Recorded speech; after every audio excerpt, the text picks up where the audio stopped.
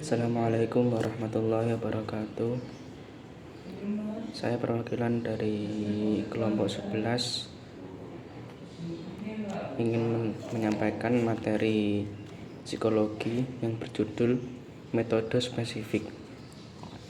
Langsung saja ke pendahuluan. Manusia adalah makhluk Tuhan yang paling unggul dibandingkan dengan makhluk hidup lainnya, karena manusia diberikan akal atau semacamnya subjek di dua kepala yang dapat digunakan untuk berpikir, mengolah ingatan, dan mampu menciptakan penemuan yang terus berkembang sampai pada zaman serba berkecanggihan seperti zaman saat ini. Dari proses temuan tersebut banyak menghasilkan ilmu-ilmu yang bermanfaat untuk kemajuan, dan ilmu itu sendiri lahir karena manusia diberkahi Tuhan atas suatu sifat ingin tahu.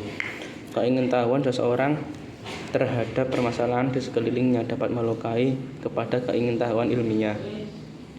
Misalnya dari pertanyaan kenapa seorang anak yang biasanya gagal dalam kelas kemudian tiba-tiba berubah secara drastis dan menurun dari segi pembelajarannya. Langsung ke pembahasan penelitian studi kasus. Penelitian adalah terjemahan dari bahasa Inggris research, dan research itu tersendiri berasal dari kata ulang yang berarti kembali dan cari yang berarti mencari. Dengan demikian, penelitian itu memiliki arti mencari kembali. Dalam kehidupan sehari-hari tanpa kita sadari atau kita tidak pernah melakukan sebuah penelitian kecil, misalnya di saat kita kehilangan uang atau benda lainnya. Biasanya kita seringkali mengingat proses atau kejadian sebelumnya yang rasanya kita yakini sebagai tempat kalah dan mengecap kembali ke tempat yang sebelumnya kita lalui. Sebenarnya kita sudah melakukan sebuah penelitian. Bagi orang yang terbiasa untuk penelitian segala sesuatu terlebih dahulu sebelum tidak percaya, itu mampu memberikan dampak yang baik terhadap personalnya. Menurut Suwartono tahun 2014, penelitian bisa membentuk individu yang cermat, tidak gegabah dalam setiap langkah hidup. Manfaat lainnya yang berkaitan dengan kemandirian.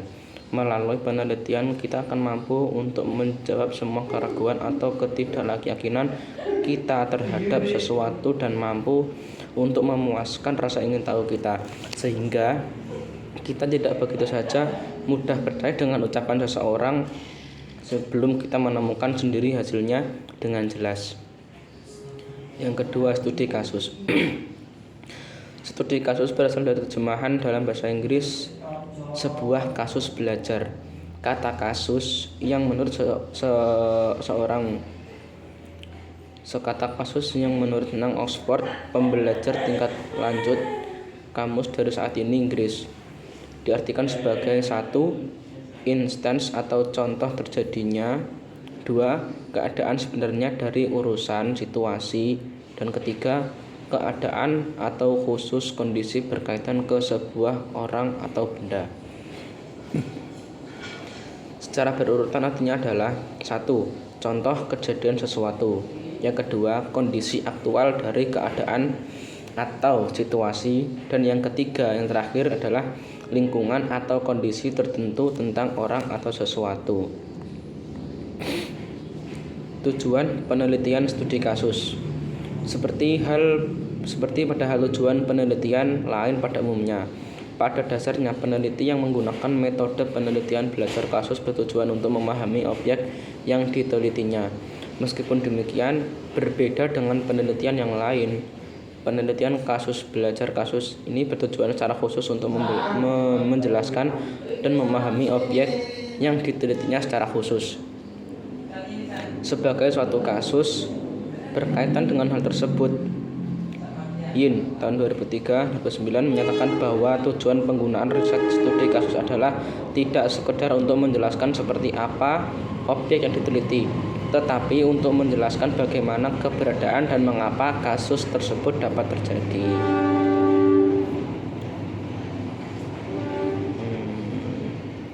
Manfaat penelitian studi kasus. Menurut Lincoln dan Guba, sebagaimana dikutip Mulyana tahun 2013 halaman 201 sampai 202. Keistimewaan studi kasus meliputi hal-hal sebagai berikut. 1.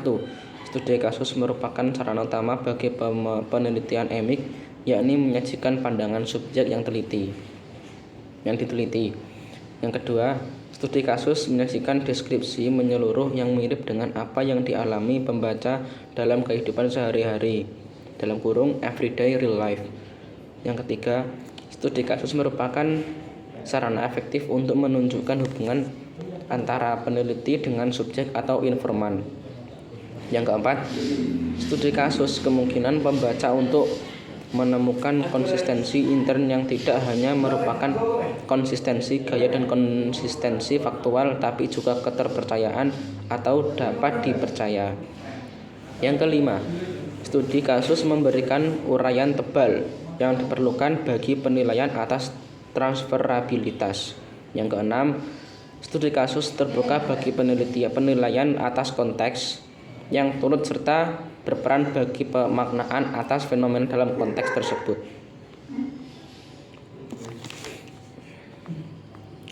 Langsung ke poin yang terakhir, yaitu kesimpulan dan saran. Penelitian merupakan rangkaian kegiatan atau aktivitas ilmiah untuk menemukan kebenaran yang hanya bisa dilakukan oleh makhluk ciptaan Tuhan yang bernama manusia. Itu pun tidak oleh semua manusia, tetapi hanya mereka yang terdidik atau orang yang terpelajar. Berbekal nalar yang merupakan anugerah Tuhan yang luar biasa, melalui raksasa ilmiah atau penelitian, manusia dapat mengungkap misteri ciptaan Tuhan. Dengan penemuan-penemuan baru di bidang sains dan teknologi, manusia dapat meningkatkan taraf hidup, harkat dan martabatnya sehingga berbeda dengan semua makhluk ciptaan Tuhan lainnya. Selain itu, lewat penelitian pengetahuan berkembang bahkan hingga begitu pesat seperti yang kita saksikan dan rasakan pada saat ini. Oleh karena itu, kemampuan melakukan penelitian sangatlah penting untuk peningkatan kualitas hidup manusia itu sendiri. Demikian yang bisa saya sampaikan. Bila ada salahnya, saya mohon maaf sebesar-besarnya. Billahi taufiq wal hidayah. Wassalamualaikum warahmatullahi wabarakatuh.